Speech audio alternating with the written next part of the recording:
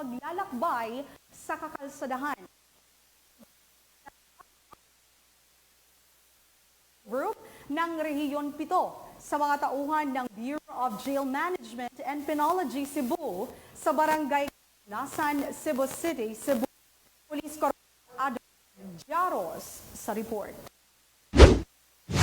Sa patuloy na pagsasagawa ng mga aktibidad ng PNP Highway Patrol Group upang magbahagi ng kaalaman sa kahalagahan ng road safety sa ating bansa, isang seminar ang ikinasa ng HPG sa Barangay Kalunasan, Cebu City, Cebu nitong nakaraang araw. Sa pamumuno ni Police Lieutenant Colonel Wilbert B. Parilla, Officer in Charge ng Regional Highway Patrol Unit 7, ay naging matagumpay ang nasabing seminar na dinaluhan ng 32 partisipante na mula sa hanay ng Bureau of Jail Management and Penology, Cebu City Jail. Ito naman ang panayam ni Police Lieutenant Maureen C. Cabatuando sa nasabing aktibidad.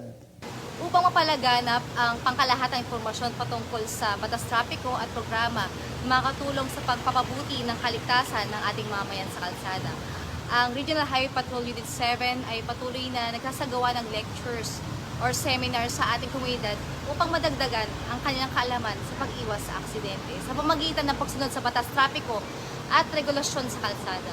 Tinuturuan natin silang maging responsableng motorista at pedestrian para sa pangkalahatang kaligtasan.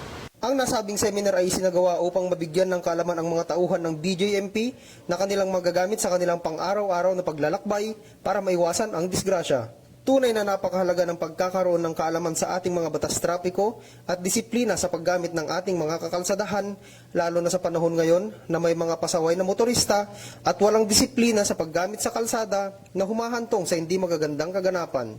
Ang Highway Patrol Group ay patuloy na tutulong at magbibigay serbisyo sa ating mga kababayan dahil ang HPG ay kakampi nyo at kasama nyo tungo sa maayos at ligtas na kakalsadahan dahil dito sa ating bagong Pilipinas, ang gusto ng pulis, ligtas ka.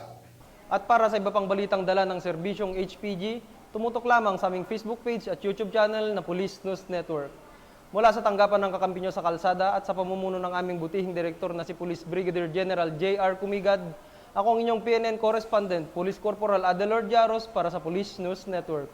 Alagad ng batas, tagataguyod ng Balitang Pulis.